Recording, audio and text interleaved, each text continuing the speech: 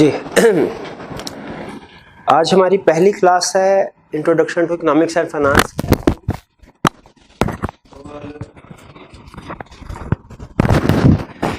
इस क्लास में हम कोई टेक्निकल कंसेप्ट नहीं डिस्कस करने जा रहे इकोनॉमिक्स का, लेकिन कुछ ऐसे प्लानिंग मैटर्स हमने डिस्कस करने हैं, कुछ ऐसी चीज़ें डिस्कस करनी हैं जो थ्रू आउट द सेशन हमारे काम आएंगे।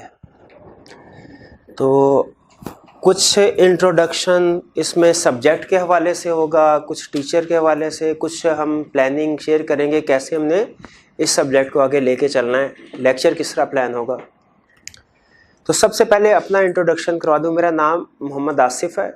मैंने सीए क्वालिफाई किया 2008 में, और उसके बाद जिस फर्म से मैंने सीए क्वालिफाई किया Ferguson and company chartered accountants, उसी फर्म में कुछ अर्सा मैंने एज ए मैनेजरियल लेवल पे जॉब की। फिर 2009 में शिफ्ट हो गया मैं फुल टाइम टीचिंग प्रोफेशन में।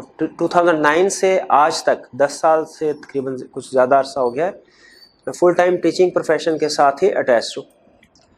इसमें इकोनॉमिक्स का सब्जेक्ट भी पढ़ाता हूँ, इसके अलावा और सब्जेक्ट्स लॉ और ऑडिट, ये सब्जेक्ट भी मैं टीच करता हूँ।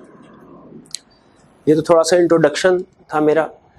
अहम चीज़ जो आपके लिए जानना है वो ये कि एक चार्टर्ड अकाउंटेंट क्यों पढ़ाना चाहिए ये सब्जेक्ट इकोनॉमिक्स। देखिए, इकोनॉमिक्स जो है वो नॉर्मली एक ऐसा सब्जेक्ट समझा जाता है जो क्रिटिकल सब्जेक्ट नहीं है, सीए में नॉन कोर सब्जेक्ट समझा जाता है। और किसी हद तक ये बात है भी ठीक, क्योंकि आपने चार्टर्ड इकोनॉमिस्ट तो नहीं बनना, आपने तो चार्टर्ड अकाउंटेंट बनना है। लेकिन जब तक सीए के सारे सब्जेक्ट पास नहीं करेंगे आप चार्टर्ड अकाउंटेंट नहीं बन सकते। अगर फर्ज कीजिए बाकी सारे सब्जेक्ट पास कर लिए, एक बिजनेस मैनेजमेंट का सब्जेक्ट पास नहीं कर सके, तो फिर भी आप चार्टर्ड अकाउंटेंट नहीं बन सकेंगे। चार्टर्ड अकाउंटेंट बनने के लिए सारे सब्जेक्ट पास करना ज़रूरी है। तो चाहे हमारी प्रैक्टिकल लाइफ में इकोनॉमिक्स जो है उसका इतना ज़्यादा अमल दखल ना हो, लेकिन फिर भी हमारे लिए इसको पास करना जरूरी है चार्टर्ड अकाउंटेंट बनने के लिए। तो ये चीज़ तो अपने जहन से निकाल दीजिए कि ये एक नॉन कोर सब्जेक्ट है, ये एक कोर सब्जेक्ट इसको समझिए, क्योंकि इसको पास किए बगैर क्वालिफाई नहीं कर सकते आप। और दूसरा, अगर आप कंपेयर करें रिजल्ट्स की बेस पर, देखिए, बजाय ये कि हम किसी सब्जेक्ट को उसकी नेचर के हिसाब से, अपनी पर्सनल लाइकिंग डिसलाइकिंग के हिसाब से हम वैल्यूएट करें कि ये सब्जेक्ट जो है वो अच्छा है या ये सब्जेक्ट जो है बस इसको जो है और थोड़ा बहुत पढ़ लेना काफ़ी है, हम रिजल्ट्स की बेस पे, फैक्ट्स एंड फिगर की बेस पे बात करते हैं। अगर आप पिछली कुछ अटैम्प्ट्स के रिजल्ट्स के ऊपर नज़र दौड़ाएं, और ये रिजल्ट्स वो हैं जो ICAP की वेबसाइट से लिए गए हैं। ICAP हर अटेम्प्ट के बाद रिजल्ट्स को अपलोड करता है कि किस सब्जेक्ट में कितने स्टूडेंट्स ने पेपर दिया और उसमें से कितने पास हुए। अगर आप कंपेयर करें इंट्रोडक्शन और टू अकाउंटिंग और इकोनॉमिक्स का, ये मैं इकोनॉमिक्स का कंपैरिजन इंट्रोडक्शन टू अकाउंटिंग के साथ इसलिए कर रहा हूँ क्योंकि नॉर्मली जो स्टूडेंट इकोनॉमिक्स पढ़ते हैं उसके साथ दूसरा सब्जेक्ट इंट्रोडक्शन टू अकाउंटिंग रखा होता है। आप में से कितने ऐसे स्टूडेंट हैं जो इंट्रोडक्शन टू अकाउंटिंग भी पढ़ रहे हैं इस अटेम्प्ट में पेपर देना उन्होंने? हाँ, मेजॉरिटी ऑफ स्टूडेंट्स जो है वो इकोनॉमिक्स के साथ इंट्रोडक्शन टू अकाउंटिंग का। तो अगर आप पासिंग परसेंटेज देखें तो ये हमें बता रहा है कि हम तकरीबन हर दफ़ा अकाउंटिंग का रिजल्ट जो है वो बेहतर रहा है इकोनॉमिक्स से रिजल्ट की निस्बत। इकोनॉमिक्स का रिजल्ट कम है अकाउंटिंग के रिजल्ट की निस्बत। ये एक थोड़ी अजीब सी बात है, इसलिए कि नॉर्मली अकाउंटिंग को मुश्किल सब्जेक्ट समझा जाता है और अहम सब्जेक्ट समझा जाता है, और इकोनॉमिक्स जो है वो इसको इजी सब्जेक्ट समझा जाता है, लेकिन रिजल्ट हमें ये नहीं बता रहा है। इसका मतलब ये है कि ICAP का इकोनॉमिक्स का पेपर पास करने के लिए भी हमें तकरीबन कम अज कम उतनी ही मेहनत करना पड़ेगी जितनी मेहनत अकाउंटिंग का पेपर पास करने के लिए करना पड़ रहा है। अब ये इस कम रिजल्ट की रीज़न क्या है इकोनॉमिक्स की कम रिजल्ट के? देखिए, इसकी एक रीज़न तो ये है कि स्टूडेंट इसकी तरफ तवज्जो कम देते हैं। वो समझ में अच्छा अकाउंटिंग भी है इकोनॉमिक्स में। देखिए, जब मैं भी स्टूडेंट था ना, तो मुझे भी अकाउंटिंग के सब्जेक्ट से ज़्यादा अच्छे लगते थे दूसरे सब्जेक्ट की निस्बत, और मैं अकाउंटिंग के ऊपर ज़्यादा फोकस किया करता था। बाकी सब्जेक्ट से उसका रट्टा वगैरह लगा लिया, ठीक है। और शायद यही रीज़न है कि मैं जब कैफ लेवल पे था मैं काउंटिंग के किसी पेपर में फेल नहीं हुआ, लेकिन थ्योरी के पेपर 2-3 पेपर हैं जिनमें मैं फेल हुआ। ठीक है, तो हमारा एक तो जो प्रायोरिटी होती है ना वो बाय डिफॉल्ट सेट हो चुकी होती है कि अकाउंटिंग के सब्जेक्ट्स को ज़्यादा टाइम देना है, जो कि गलत है। मैं ये नहीं कह रहा कि आप इकोनॉमिक्स जो है इसको अकाउंटिंग से ज़्यादा पढ़ना शुरू कर दें, ये नहीं कह रहा, लेकिन हर सब्जेक्ट की एक रिक्वायरमेंट होती है पास होने के लिए। उस सब्जेक्ट को समझे, उसकी रिक्वायरमेंट को समझे, उस रिक्वायरमेंट के मुताबिक तैयारी कीजिए। ठीक है, अकाउंटिंग अगर आप डेली फर्ज कीजिए आप 2-2.5 घंटे पढ़ते हैं तो ज़रूर पढ़िए, मैं उससे नहीं रोक रहा, लेकिन कम अज कम 1.5 घंटा डेली इकोनॉमिक्स पढ़ना भी ज़रूरी है। अगर आप डेली 1.5 घंटा इकोनॉमिक्स नहीं पढ़ेंगे तो आपके लिए पास होना मुश्किल है। तो एक रीज़न ये जो पुअर रिजल्ट है इकोनॉमिक्स में हमारा, इसकी एक रीज़न क्या है, स्टूडेंट का फोकस जो है वो इस तरफ है, इस तरफ फोकस कम होता है। ठीक है, तो हमने थोड़ा इकोनॉमिक्स को भी तवज्जो देनी है, इसमें भी हमने पढ़ना है, डेली बेसिस पे पढ़ना है, और कम से कम 1.5 घंटा जो है डेली पढ़ना। और भी कुछ रीज़न मैं साथ साथ में शेयर करता रहूँगा। तो ये थोड़ा सब्जेक्ट की नेचर के हवाले से और रिजल्ट के हवाले से मैंने आपको बताया था। अब ये चीज़ कि चार्टर्ड अकाउंटेंट का पढ़ाना क्यों ज़रूरी है। देखिए, नॉर्मली हमारे प्रोफेशन में जो प्रैक्टिस है वो ये कि इकोनॉमिक्स का सब्जेक्ट पढ़ाते हैं एमए इकोनॉमिक्स। अच्छा, ये मैं आपको बता दूं कि इकोनॉमिक्स में के सब्जेक्ट में चार्टर्ड अकाउंटेंट के नॉलेज का और एमए इकोनॉमिक्स जिस बंदे ने किया उसके नॉलेज का कोई कंपैरिजन नहीं है। एमए इकोनॉमिक्स जिसने किया है उसका इकोनॉमिक्स में नॉलेज बहुत ही ज़्यादा है, इसमें तो कोई दूसरी बात है ही नहीं। ठीक है, इकोनॉमिक्स में नॉलेज उनका ज़्यादा होता है। लेकिन मैंने अपनी प्रैक्टिस में, जब मैंने ट्रेनिंग की, प्रैक्टिस में की, मैंने 100 चीज़ें सीखी, लेकिन टीचिंग लाइन में आके उन 100 में से सिर्फ 2 चीज़ें इस्तेमाल हो रही हैं। मुझे बताइए, क्या मेरे स्टूडेंट को इस चीज़ का कोई फ़ायदा है कि जो मैंने बाकी 98 चीज़ें सीखी हैं वो क्या थी? उनको, मुझे भी कोई फ़ायदा नहीं है। मुझे अगर जब मैं आर्टिकल कर रहा था और मुझे पता होता कि मैंने आगे टीचिंग में जाना है, मैं शायद बाकी सारी चीज़ें छोड़ देता।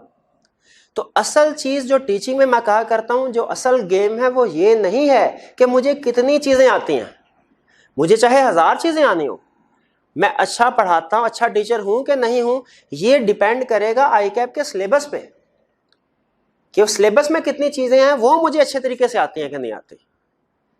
ठीक है, और असल चीज़ जो है वो टीचिंग में नॉलेज कम और कम्युनिकेशन ज़्यादा होती है। ठीक है, तो इसीलिए पहली चीज़ मैं कंपैरिजन इसलिए नहीं करवा रहा कि मैं ये कहना चाह रहा हूँ कि जी चार्टर्ड अकाउंटेंट्स बेहतर होते हैं और एमए इकोनॉमिक्स वाले जो हैं वो बेहतर, मैं हरगिज़ ऐसा नहीं कर रहा, ये चीज़ ध्यान में रखिएगा। ठीक है, वो अलहदा क्वालिफिकेशन है, उसकी अलहदा इंपॉर्टेंस है। मैं सिर्फ ये बताना चाह रहा हूँ कि नॉर्मली हमारे प्रोफेशन में चार्टर्ड अकाउंटेंट्स इस सब्जेक्ट को नहीं पढ़ाते, जो मेरे ओपिनियन में गलत है। मेरे ख्याल में सीए का हर सब्जेक्ट जो है वो चार्टर्ड अकाउंटेंट को पढ़ाना चाहिए, चाहे वो मैथ स्टैट क्यों ना हो। रीज़न क्या है इसकी, ये सुन लीजिए। देखिए, इकोनॉमिक्स आप सीए में पढ़ रहे हैं, प्रोबेबली आपने शायद इससे पहले इकोनॉमिक्स अगर एफए बीए वगैरह बीएससी या कोई दूसरे सब्जेक्ट आईकॉम बीकॉम वगैरह किया, उसमें भी इकोनॉमिक्स का सब्जेक्ट पढ़ा होगा, लेकिन दोनों के सिलेबस चाहे सेम है, लॉस चाहे सेम है जो हम पढ़ रहे हैं, लेकिन दोनों की टेस्टिंग में ज़मीन और आसमान का फ़र्क है। जो हमारी नॉर्मल एकेडमिक क्वालिफिकेशन होती है उसमें क्या होता है, 15 नंबर 20 नंबर के क्वेश्चन होते हैं, उसमें कहते हैं जी ये 8 क्वेश्चन हैं, ये 10 क्वेश्चन है, इसमें कोई से 5 क्वेश्चन कर लीजिए, और हर क्वेश्चन जो है वो 20 मार्क्स का होता है, 15 मार्क्स का होता है। इसका मतलब ये है कि स्टूडेंट जब कोई टॉपिक 15 मार्क्स का वो पूछ रहा है, आपको उसके बारे में जो कुछ आता है वो सारा कुछ लिख दें। अगर कोई चीज़ नहीं भी आती तो दूसरी चीज़ ज़्यादा लिख दीजिए, आपकी कमी पूरी हो जाएगी। एकेडमिक क्वालिफिकेशन में तो ऐसे होता है, हमारा सीए की फील्ड में ऐसे नहीं होता। इसमें आई कैप क्या करता है, अगर कोई थ्योरी है फॉर एग्जांपल जो कि दूसरी एग्जामिनेशन बॉडी में 20 मार्क्स ही पूछी जाती है, हमारा एग्जामिनर क्या, हमारा एग्जामिनर याद रखें वो एग्जामिनर वो एकेडमिक वाले जो हमारा फॉर एग्जांपल ये पंजाब यूनिवर्सिटी या लाहौर बोर्ड के एग्जामिनर की तरह नहीं है। हमने शायद देखा होगा कि 1-2 साल पहले वो जो बीकॉम का पेपर था उसमें एक ही क्वेश्चन क्वेश्चन नंबर 5 था फॉर एग्जाम्पल, और एग्जैक्टली वही क्वेश्चन क्वेश्चन नंबर 8 था, एग्जैक्टली 100% वही क्वेश्चन, यानी किसी ने देखा ही नहीं कि क्वेश्चन जो है वो रिपीट हो रहा है। कितनी बड़ी गलती। हमारा एग्जामिनर ऐसा नहीं है, हमारा एग्जामिनर शार्प है, वो रिसर्च करता रहता है कि स्टूडेंट जो है वो किस तरह तैयारी कर रहे हैं, कौन सा टॉपिक छोड़ के जा रहे हैं, वो उस टॉपिक को टेस्ट करने की कोशिश करेगा जो स्टूडेंट छोड़ के जाते हैं। उसी तरह एग्जामिनर कभी भी 15-20 नंबर का क्वेश्चन नहीं पूछेगा, वो उस थ्योरी के अंदर जो सबसे मुश्किल चीज है वो 2 नंबर के साथ पूछ लेगा। टेस्टिंग स्टाइल डिफरेंट है। देखिए, आप चार्टर्ड अकाउंटेंट बनने जा रहे हैं, मैं अक्सर स्टूडेंट को ये पहले दिन ये बात समझा देता हूं, वैसे तो और भी लोगों से आपने बात समझी होगी। हम लोग जो हैं MBA की अर्निंग में, मंथली अर्निंग में और चार्टर्ड अकाउंटेंट की मंथली अर्निंग अगर एवरेज बेसिस पे अगर हम कंपैरिजन करें तो रफली 8-10 गुना ज्यादा का फर्क है। चार्टर्ड अकाउंटेंट ज्यादा अर्निंग कर रहे हैं। अब हम अगर अर्निंग ज्यादा कर रहे हैं तो फिर डिफरेंस किस, अब देखिए अगर आप कास्ट का भी कंपैरिजन करें तो MBA करने के लिए आजकल किसी अच्छी प्राइवेट यूनिवर्सिटी से MBA करें, उसमें आपके ज्यादा कॉस्ट लगेगी, ज्यादा इन्वेस्टमेंट लगेगी CA की निस्बत। लेकिन देखिए कॉस्ट भी कम है, ठीक है, अर्निंग भी ज्यादा है, तो फिर डिफरेंस किस चीज का होता है? डिफरेंस उस एफर्ट का होता है, कोशिश का होता है जो CA का स्टूडेंट इनपुट दे रहा होता है। और हमारा प्रोफेशन हमें सिखाता है मेहनत करना, ठीक है। आप एक दिन में 16-16, 17-17 घंटे मेहनत करते हैं और वो काम करते हैं जो दूसरे लोग 1 महीने में करेंगे कंप्लीट किसी टास्क को, हम लोगों को वही टास्क जो है वो 2-3 दिन में कंप्लीट करने के लिए कहा जाता है। और हमारी ट्रेनिंग ऐसे करवाई जाती है कि हम इस काबिल हों कि इस तरह के टास्क को मिनिमम टाइम में कंप्लीट कर सकें। तो ये जहन में रखिएगा कि जो FA BA वगैरह में इकोनॉमिक्स होती है वो, और जो हमारी CA की इकोनॉमिक्स है, सिलेबस चाहे सेम होगा लेकिन इसकी टेस्टिंग में जमीन और आसमान का फर्क है। और मेरा पर्सनल व्यू ये है कि देखिए, मुझे अगर फर्ज कीजिए मैं CA में एक सब्जेक्ट पढ़ा रहा हूं, मैं एक दूसरा सब्जेक्ट पढ़ाता हूं फॉर एग्जांपल, ठीक है, वो मैं पिछले 10 साल से पढ़ा रहा हूं। अब इसका मतलब यह 10 साल अगर आप किसी भी फील्ड में लगा दें तो आपको तो उसकी इच्छी बिची का पता चल जाता है क्या है। तो इसी तरह इसमें, लेकिन अगर मुझे कहा जाए कि आपने यही सब्जेक्ट ACCA वालों को पढ़ाना है तो मैं कहूंगा मैं नहीं पढ़ा सकता। और मैं इसलिए नहीं कह रहा कि मैं जो है वो कसरे नफसी से काम ले रहा हूं, मैं वाकई नहीं पढ़ा सकता। क्यों नहीं पढ़ा सकता? क्योंकि CA की सिलेबस चाहे सेम होगा लेकिन ICAP की टेस्टिंग चेकिंग में और ACCA वालों की टेस्टिंग में बहुत ज्यादा फर्क है। ICAP, मुझे पता है कि ICAP जब एक क्वेश्चन पूछेगा उसमें ये लफ्ज उसने देखना है, इसके नंबर देने, इसके नंबर नहीं देने। ACCA वालों का मुझे नहीं पता। अब मुझे पता है ICAP जब ये क्वेश्चन देगा तो 2 नंबर के साथ पूछता है, ACCA वाले जब क्वेश्चन देंगे वो 10 नंबर के साथ पूछ लेंगे। अब मुझे नहीं पता कि वो कंसेप्ट तो 2 नंबर के बाद खत्म हो जाना है, बाकी आगे क्या चलाना है मुझे नहीं पता, क्योंकि मैं उस स्कीम से नहीं गुजरा हुआ, ठीक है, उस स्कीम से नहीं गुजरा। हमारे पंजाबी में एक कहावत होती है कि राह पे जाने या वहां पे जाने। इसका मतलब ये होता है कि जिस रास्ते से आप गुजर चुके हैं ना, वो जो किसी रास्ते से बंदा गुजर चुका है वही उस रास्ते के बारे में बेहतर जानता है। जो किसी फील्ड से रास्ते से नहीं गुजरा वो उसकी ऊंच नीच के बारे में नहीं जानता उतना, ठीक है। तो इसीलिए मैं पर्सनली ये समझता हूँ, सिर्फ इस सब्जेक्ट के हवाले से नहीं बल्कि ओवरऑल स्कीम के हवाले से, कि हमारे प्रोफेशन में हर सब्जेक्ट एक चार्टर्ड अकाउंटेंट को पढ़ाना चाहिए, क्योंकि उसको पता है कि इस सब्जेक्ट में कितने कंसेप्ट हैं और आगे चल के प्रैक्टिकली किस किस जगह पे अप्लाई होने हैं। अब जैसे शायद आपको ये सुन के हैरानगी होगी कि आप ये जो जिस सब्जेक्ट को आसान, मतलब एक आम सा सब्जेक्ट समझ रहे हैं इस फेज पे, ये कैफ टू इकोनॉमिक्स, ये CFAP लेवल पे जाके आपके सबसे मुश्किल सब्जेक्ट की बेस बनाता है। अब अगर यहाँ पे आपने अच्छे तरीके से तैयारी की होगी ना तो वहां पे जाके आपकी बेस स्ट्रांग होगी, आप उस सब्जेक्ट को अच्छे तरीके से पिक कर सकेंगे। और मेरी कोशिश होगी कि आपको इस तरीके से समझाऊं कि आपकी बेस भी CFAP लेवल पे, बस जब आप पहुंचे आपको यहाँ पे सीखे हुए कंसेप्ट वहां पे याद आए कि अच्छा ये चीज हमने थोड़ी सीखी थी। मतलब मैं ये तो नहीं कह रहा कि मैं उसकी तैयारी करवाना शुरू करवा दूंगा, वो शायद 1-2% भी ना हो कंसेप्ट जो आप यहाँ पे सीखेंगे, लेकिन बेस अच्छी डेवलप हो जाती है, ठीक है। और यहाँ पे अब देखें, फर्ज कीजिए अब अगर मैं फॉर एग्जाम्पल पंजाब यूनिवर्सिटी के क्वेश्चंस आपकी प्रैक्टिस कराता हूँ, ठीक है, वहां पे तो उनका टेस्टिंग सिस्टम बिल्कुल डिफरेंट है, वो तो हमारे लिए इररेलेवेंट है, ठीक है, वो तो टाइम वेस्टेज है। यहाँ पे आई कैप आप खुद जब किसी भी चैप्टर को कंप्लीट करेंगे, उसके बाद हम उसके पास पेपर के क्वेश्चन प्रैक्टिस करेंगे, आपको खुद अंदाजा हो जाएगा कि आई कैप यहाँ कितना डिटेल लेवल पे जाके एक कंसेप्ट पूछता है और सिर्फ 2-3 नंबर के साथ पूछ लेता है। वो चीज जो सबसे मुश्किल होगी वो पूछ लेगा, ठीक है, क्योंकि देखिए उसने आपको एक एवरेज प्रोफेशनल नहीं बनाना, ठीक है, चार्टर्ड अकाउंटेंट बनाना है। आपने जाके आगे बिजनेस में जाके लीड करना है, लोगों को ऑर्गेनाइजेशन चलानी है, वो डेफिनेटली आपसे एक्सपेक्टेशन भी उसकी यही है, वो यहीं से आपकी टेस्टिंग करना शुरू कर देगा। फिर उसके बाद हमारी ट्रेनिंग होती है, उसमें हम और चीज़ें ज़्यादा सीखते हैं। फिर उसके बाद CFAB लेवल है, MSA लेवल है, तो वहाँ तक ये सारे जितने भी फेजेस हैं ऐसे गुजरते गुजरते एक आम कोई कोयला भी हो ना हमारे प्रोफेशन में आ जाए और वो सारे फेजेस से गुजरे, वो एंड तक हीरा बन चुका होता है। ये CA की ब्यूटी है।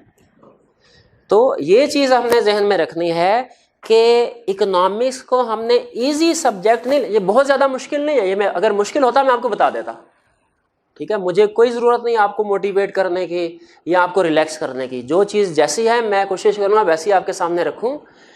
बहुत ज़्यादा मुश्किल नहीं, इजी सब्जेक्ट है। लेकिन मसला ये है कि आप भी इसको इजी ले लेते हैं कि बस कभी पढ़ा तो पढ़ा, नहीं पढ़ा तो ना पढ़ा, ये ऐसे नहीं होगा, ठीक है। आपको हर रोज़ 1.5 घंटे अगर इकोनॉमिक्स पढ़ते हैं, डेली क्लास में आते हैं, तो इंशाल्लाह आप आसानी के साथ कवर कर लेंगे।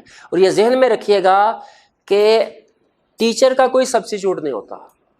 दुनिया की आप बेहतरीन किताब भी ले लीजिए, वो भी टीचर का सब्स्टिट्यूट नहीं है, ठीक है। और टीचर चाहे सबसे फारिग क्यों ना हो, मे भी कोई स्टूडेंट ये समझ यार कोई फारिग टीचर आ गया किसी लेक्चर में, बाज़ औक़ात ऐसा होता है लेक्चर नहीं समझ में आ रहा होता, तो जहन में रखिएगा कि अगर दुनिया का फारिग तरीन टीचर है, उससे क्लास में पढ़ना बेहतर है कि आप घर में बैठ के खुद से किताबें देख रहे हो, क्योंकि टीचर को फिर भी अंदाजा है, और कुछ भी ना सही वो आपको ये तो बता देगा कि ये चीज़ सिलेबस में है, ये चीज़ सिलेबस में नहीं, और ये चीज़ इस तरह टेस्ट होनी है, ठीक है। इससे आपकी ट्यूनिंग हो जाती है, डायरेक्शन सेट हो जाती है, खुद अपनी मेहनत करते रहते हैं। तो ये थोड़ा सा मैं इंट्रोडक्शन आपको ये बताना ज़रूरी था कि चार्टर्ड अकाउंटेंट जो है वो क्यों ज़रूरी है, क्योंकि उसको पता है कि आई कैप ने आपका पेपर चेक करना है, किस तरीके से चेक करना है, किस चीज़ को देख के नंबर देगा, किस चीज़ को देख के नंबर काटेगा, क्योंकि वो खुद उस फील्ड से गुजरा हुआ है, खुद उस फेज से गुजरा हुआ है। फिर इसके बाद एग्जाम स्ट्रक्चर आपके साथ शेयर कर लेता हूँ। एग्जाम स्ट्रक्चर हमारा पेपर कैसा होगा, देखिए इकोनॉमिक्स का पेपर जो है ये 2 हिस्से होंगे इसमें। इकोनॉमिक्स के introduction to economics and finance officially हमारा टाइटल है, 2 हिस्से होंगे। कौन कौन से? एक को हम कहते हैं माइक्रो इकोनॉमिक्स, एक को कहते हैं मैक्रो। दोनों में फर्क क्या है मैं इस तरफ अभी नहीं जा रहा। 2 हिस्से माइक्रो इकोनॉमिक्स, मैक्रो इकोनॉमिक्स, या यूं कह लीजिए हमारे 2 पार्ट होंगे, part A part B. Part A जो है वो माइक्रो इकोनॉमिक्स का, पार्ट बी जो है वो मैक्रो इकोनॉमिक्स का। पार्ट ए के 50 मार्क्स, पार्ट बी के 50 मार्क्स, 100 मार्क्स का पेपर। यहां तक क्लियर है? आगे चलते हैं। माइक्रो इकोनॉमिक्स में 2 हिस्से होंगे पेपर के। एक में होंगे प्रोबेबली 4 क्वेश्चंस होंगे, 4 क्वेश्चंस, और इन 4 क्वेश्चंस के एग्रीगेट मार्क्स होंगे 35। ये हमारे डिफरेंट टॉपिक से उसने छोटे छोटे क्वेश्चन उठाएंगे, और ये 4 क्वेश्चन में ये नहीं होगा क्वेश्चन नंबर 1 ये पूरा क्वेश्चन 15 नंबर का 10 नंबर का, नहीं। क्वेश्चन नंबर 1 उसके आगे 3 पार्ट होंगे, part A, part B, part C. किसी क्वेश्चन में हो सकता है 2 सब पार्ट्स हो, किसी क्वेश्चन में हो सकता है 4 सब पार्ट्स हो, ठीक है। वो आई कैप की मर्जी है, जिस तरह मर्जी क्वेश्चन बनाए। 4 क्वेश्चन होंगे इंक्लूडिंग सब पार्ट, और टोटल मार्क्स कितने होंगे? 35। इसके बाद क्वेश्चन नंबर 5 होगा, एक क्वेश्चन होगा प्रोबेबली क्वेश्चन नंबर 5, वो 15 मार्क्स का होगा। भाई इसमें क्या खास बात है, इसको अलग क्यों किया? ये एमसीक्यू बेस्ड होगा, एमसीक्यू बेस्ड। और एमसीक्यू बेस्ड क्वेश्चन ये आई कैप ने रखा किस लिए? इंटरेस्टिंगली सिलेक्टिव स्टडी ना कर सके शो। इसका मतलब है आई कैप किसी भी कंसेप्ट से 1 नंबर का क्वेश्चन पूछ सकता है, इसकी वजह से आई कैप को फायदा क्या हुआ, वो पता है कि भाई मैं देखें यहाँ पे आई कैप, फर्ज कीजिए हमारे सिलेबस में 5 अगर चैप्टर्स है, हर चैप्टर के अंदर डिफरेंट कंसेप्ट है। आई कैप बहुत ज्यादा कंसेप्ट टेस्ट नहीं कर सकता, यहाँ पे ज्यादा से ज्यादा कितने 12 कंसेप्ट टेस्ट कर लेगा। 4 क्वेश्चन बनाने हैं उसने, हर क्वेश्चन के 3 सब पार्ट्स भी हों, ज्यादा से ज्यादा 12 कंसेप्ट टेस्ट करेगा, हालांकि उसमें 100 के करीब कंसेप्ट होंगे। लेकिन फिर आई कैप यहाँ पे कसर पूरी करता है कि जो सिलेक्टिव स्टडी करते हैं ना स्टूडेंट, वो फिर एमसीक्यूज में मार खाते हैं। तो हमने कोशिश करनी है कि सिलेक्टिव स्टडी ना करें।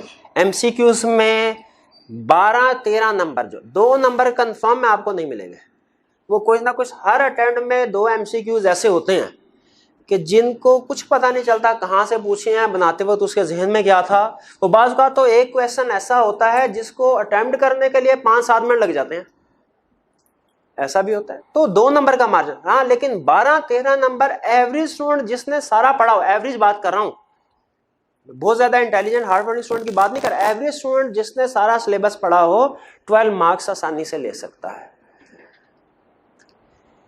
इसके बाद जो मैक्रो इकोनॉमिक्स है, ये एक्सेप्शन है पूरे सीए की। पूरे सीए में आपको कहीं पे भी चॉइस नहीं मिलती, जितने भी क्वेश्चंस हैं आपने सारे के सारे करने हैं। लेकिन यहाँ पे मैक्रो इकोनॉमिक्स में हमें चॉइस मिल जाती है। यहाँ पे टोटल 7 क्वेश्चंस होंगे,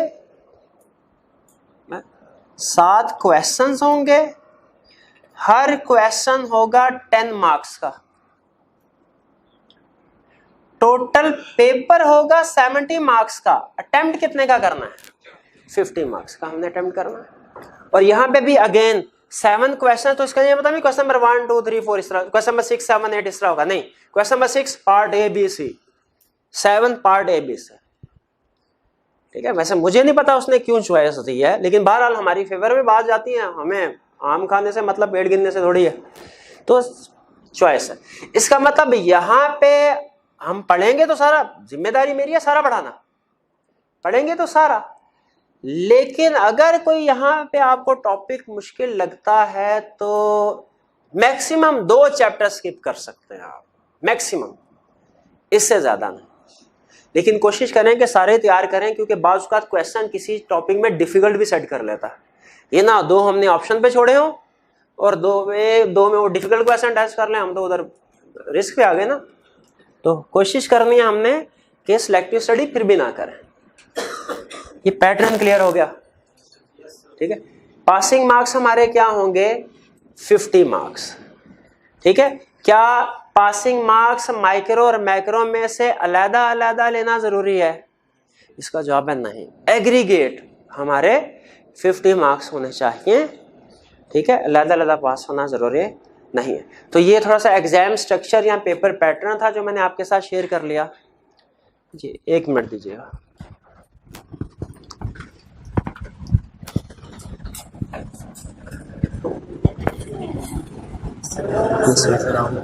जैसे में वीडियो रिकॉर्डिंग हो रही होती है ना, तो इसलिए जी जी बताइए। आज हमारी फाइनल की क्लास होगी? ये बिल्कुल होगी, बिल्कुल होगी।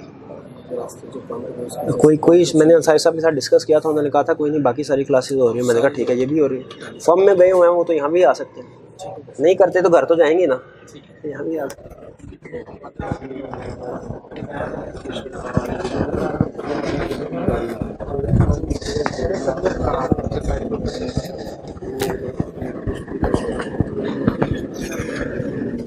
जी, तो एग्जाम स्ट्रक्चर आपके साथ डिस्कस कर दिया, और जहन में रखिएगा इसमें प्रिपरेशन करते हुए आई कैप 2 मार्क्स 3 मार्क्स 4 5 मार्क्स इस रेंज में टेस्टिंग कर रहा होगा। बहुत ज़्यादा हाई मार्क्स के साथ क्वेश्चन टेस्ट नहीं करता आई कैप नॉर्मली, ठीक है। इक्का दुक्का केस में शायद कोई एक्सेप्शन आपको नजर आ जाए, वरना नॉर्मली जो करंट प्रैक्टिस है 2 3 4 5 मार्क्स इस तरह वो टेस्टिंग कर रहा होता है। अब मेथोडोलॉजी, हमने इस क्लास को कैसे लेके चलना है।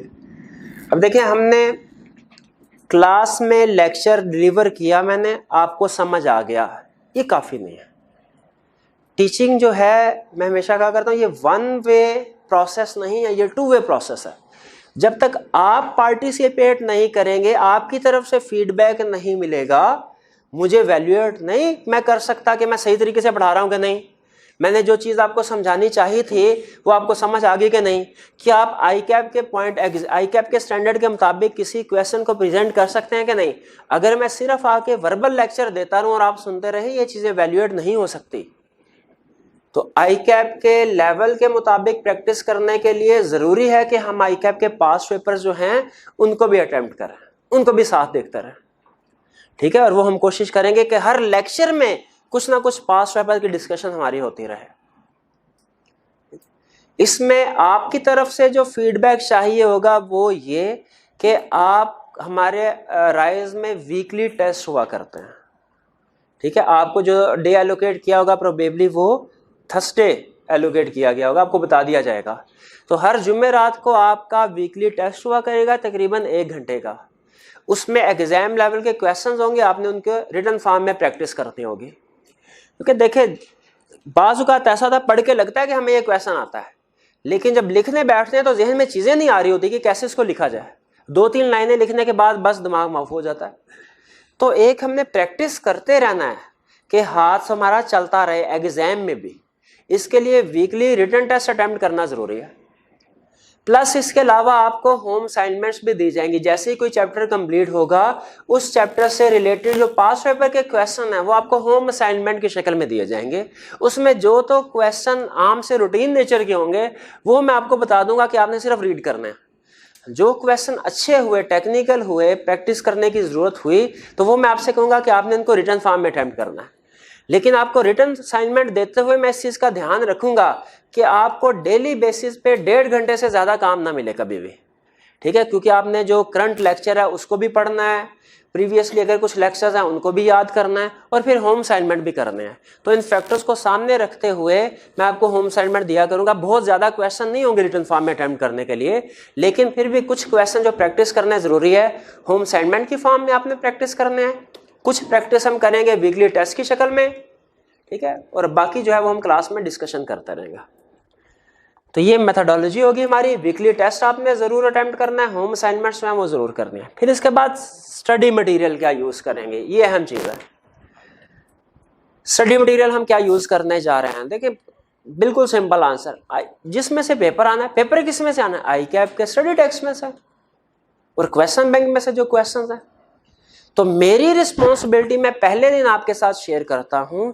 मेरी रिस्पॉन्सिबिलिटी क्या है कि आपको ICAP का स्टडी टेक्स्ट और क्वेश्चन बैंक, इसमें जितने भी कंसेप्ट्स हैं 100% सिखाऊं, 99% भी नहीं, 100% कंसेप्ट सिखाऊं, ये मेरी रिस्पॉन्सिबिलिटी है, ठीक है। हम जब ICAP की बुक जो है उसको कवर करना है, तो ICAP की बुक ज़ाहिर है पहली दफ़ा तो मैं पढ़ा नहीं रहा, इससे पहले भी आप शायद इकोनॉमिक्स पहली दफ़ा पढ़ रहे होंगे, लेकिन मैंने इससे पहले भी कई दफ़ा पढ़ाई हुई है। तो ICAP की बुक जो है क्वेश्चन बैंक समेत वो हमने कई दफ़ा पढ़ी हुई है। अब उस समय स्टूडेंट पॉइंट ऑफ व्यू से कुछ इश्यूज आते हैं।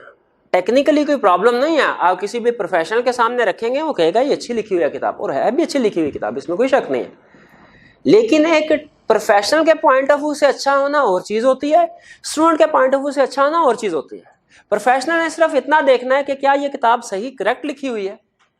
स्टूडेंट पॉइंट ऑफ व्यू से हमने ये भी देखना है कि करेक्ट लिखी हुई है, क्या इजी भी लिखी हुई है कि नहीं।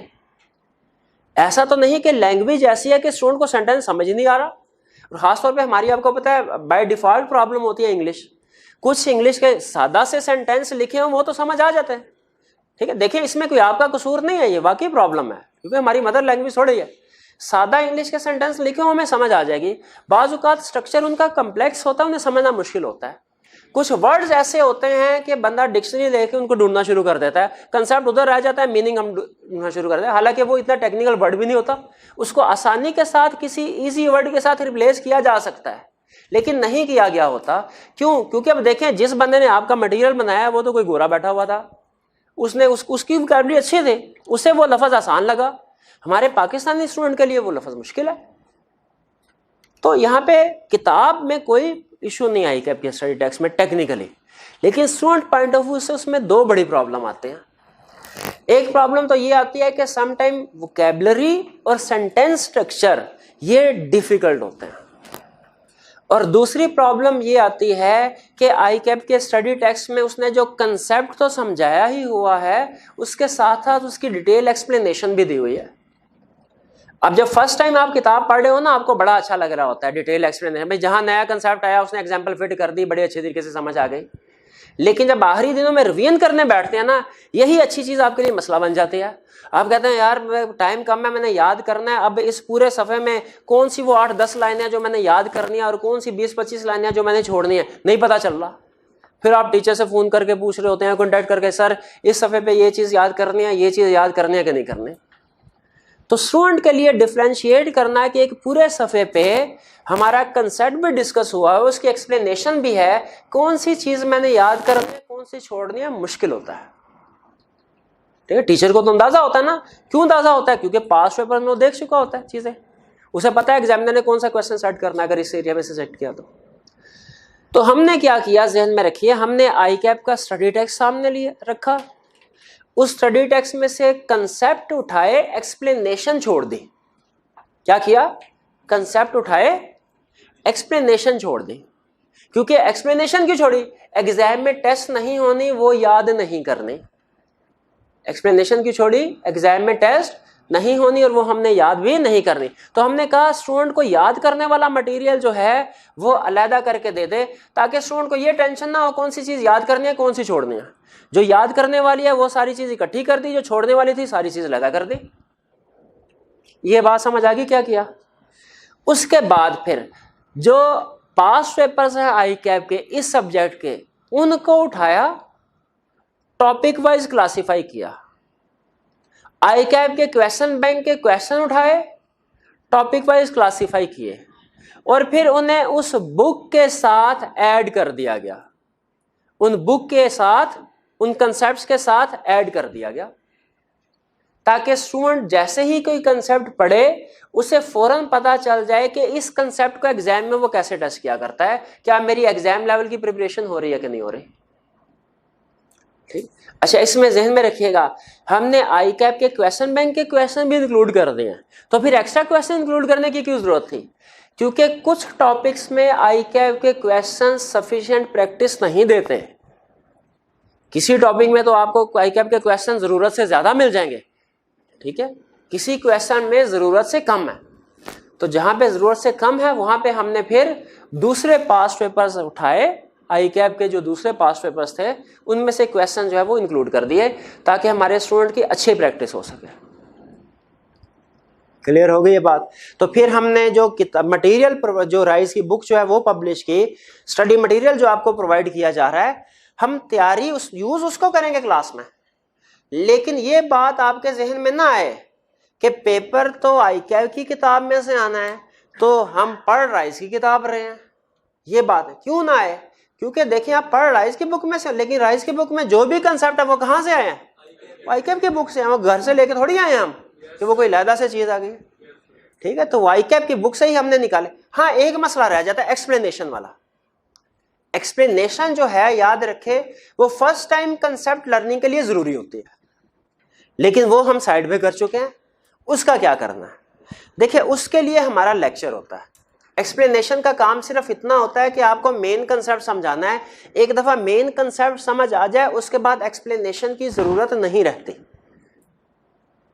तो हम क्या करेंगे, डेली बेसिस पे हमारा लेक्चर जो है ये कैसे चलेगा, डेली बेस पे मैं आया करूंगा क्लास में और डिसाइड किया करूंगा कि आज मैंने कितने कंसेप्ट समझाने हैं, 2, 3, 4, जितने भी कंसेप्ट समझाने हैं। मैं भी एक कंसेप्ट ही समझाना हूं, सिर्फ यहां पे व्हाइट बोर्ड पे लिखूंगा और उस कंसेप्ट को फिर मैं डिस्कस करूंगा आपके साथ। अगर फॉर एग्जांपल 3 कंसेप्ट आज मैंने सिखाना है, पहला कंसेप्ट डिस्कस, इसी तरह जैसे अभी डिस्कशन हो रही है हमारी, इसी तरह डिस्कशन होगी।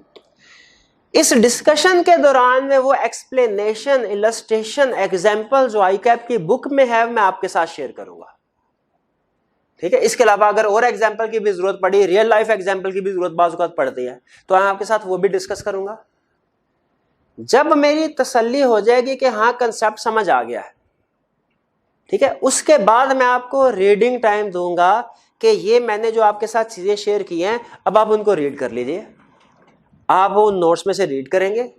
अब देखें, अब रीड करते हुए अगर आपको कंसेप्ट अच्छे तरीके से समझ आ गया, रीड करते हुए आपको प्रॉब्लम कोई नहीं आएगी, क्योंकि वो एग्जाम्पल, वो इलस्ट्रेशन जो आई के आपने अपने स्टडी टेक्स्ट में दी है, हम वर्बली डिस्कस कर चुके होंगे।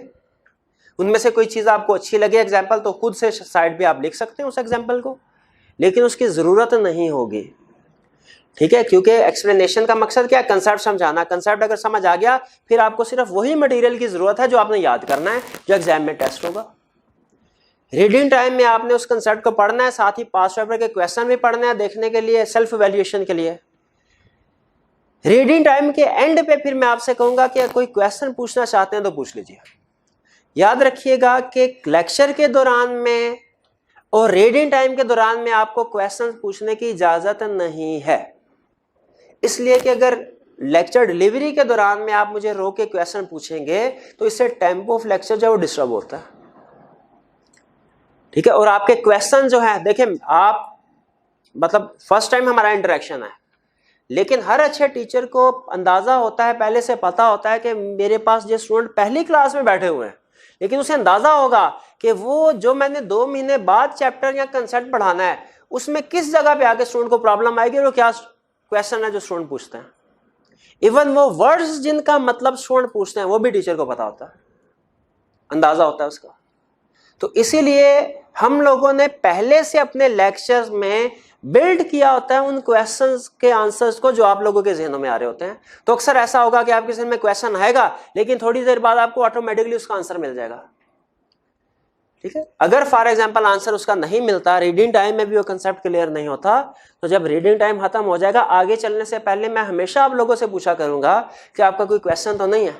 उस पॉइंट पे अगर आपका कोई क्वेश्चन है, जितने भी 1, 2, 8, 10, 12, 15, 20 जितने भी क्वेश्चंस हैं, आप 1 बाय 1 पूछिए, ठीक है। इंशाल्लाह मैं सारे क्वेश्चन को आंसर करके फिर आगे जाऊंगा। तो क्लियर हुआ लेक्चर कैसे चलना। तो आज के लेक्चर में सबसे अहम चीज आपने क्या सीखी? सबसे अहम चीज सीखी, इकोनॉमिक्स जो है वो अकाउंटिंग से कम अहम नहीं है, पहली चीज। दूसरी चीज, इकोनॉमिक्स पास करने के लिए 3 चीजों की जरूरत है। पहली चीज, डेली क्लास में आना है, छुट्टी नहीं करनी। दूसरी चीज, हर रोज घर जाके 1.5 घंटा पढ़ना है। और तीसरी चीज, वीकली टेस्ट अटेम्प्ट करना है। क्लियर हो गई बात? एक चीज एंड पे, हर सब्जेक्ट का एक सक्सेस फैक्टर होता है। जैसे काउंटिंग है, काउंटिंग में अगर आप पास होना चाहते हैं, उसका सक्सेस फैक्टर क्या है कि आप लोग न्यूमेरिकल कैलकुलेशंस में एक्सपर्ट हो, ठीक है, कैलकुलेटर पे आपका हाथ चलता हो। लॉ में अगर आप एक्सपर्ट होना चाहते हैं, उसमें क्या चीज जरूरी है पास होने के लिए कि लीगल प्रोविजंस जो हैं वो आपको पता हो, आप लीगल प्रोविजंस को प्रोड्यूस कर सकते हो। हर सब्जेक्ट का अपना अपना एक फैक्टर है। इकोनॉमिक्स में सक्सेस फैक्टर क्या है कि आपको डायग्राम्स बनानी आती हो। इकोनॉमिक्स में तकरीबन हर क्वेश्चन, ठीक है, 100% तो नहीं, लेकिन समझ लीजिए 80% क्वेश्चंस के साथ डायग्राम्स बनती हैं। और आई कैप के एग्जामिनर कमेंट्स में सबसे ज्यादा वो जो एरर्स आइडेंटिफाई कर रहा है वो यही कह रहा है कि स्टूडेंट डायग्राम को सही ड्रॉ नहीं करते। इसलिए एक चीज ध्यान में रखिएगा, जब तक आपने किसी कंसेप्ट की डायग्राम नहीं सीखी सही, तो आप लोगों ने वो कंसेप्ट भी नहीं सीखा। और जिस दिन आपने इकोनॉमिक्स में, जब तक पास नहीं होता, जिस दिन इकोनॉमिक्स में आपने डायग्राम ना बनाई, उस दिन आपने इकोनॉमिक्स में कोई काम नहीं किया, ठीक है, वो समझिए आपका दिन जाया हो गया। तो इकोनॉमिक्स में सक्सेस फैक्टर क्या है हमारा? डायग्राम, और डायग्राम सही वाली डायग्राम, ठीक है। तो वो जैसे जैसे हम आगे चलेंगे, कंसेप्ट्स में आपके साथ डिस्कस करूंगा, साथ में हम डायग्राम को भी डिस्कस करेंगे कि इनको कैसे बनाना है और आई कैप क्या एरर्स आइडेंटिफाई कर रहा है। जी, तो यहाँ तक तो डिस्कशन थी। कोई क्वेश्चन पूछना चाहते हो तो पूछ लीजिए। चलिए, मेहरबानी भैया आपने ये आपको और ये कुछ बातें मैंने डिस्कस की है, इसके अलावा कुछ और एडिशनल बातें हैं, ये रिटर्न फॉर्म में आपके साथ शेयर की जा रही हैं। आज के लेक्चर में आपने आज घर जाके जो इकोनॉमिक्स में आपने काम करना है वो ये कि सिर्फ इन पेजेस को पढ़ लीजिए। इन पेजेस में जो कुछ लिखा हुआ है, अगर आप उनसे एग्री करते हैं तो बहुत अच्छी बात है, अगर एग्री नहीं करते तो फिर माइंड चेंज कर लीजिए और एग्री कर लीजिए इनको, क्योंकि इनके बगैर गुजारा नहीं। चलिए आज के लिए मेरा ख्याल इतना काफ़ी। आज कोई टेक्निकल कंसेप्ट हमने डिस्कस नहीं करना। वैसे तो ऑफिशियली हमारी क्लास का टाइम जो है वो भी है तकरीबन 10 मिनट, लेकिन पहली क्लास ओरिएंटेशन क्लास है, इसलिए इसको यहाँ पे एंड कर दें। जी आज का लेक्चर है था।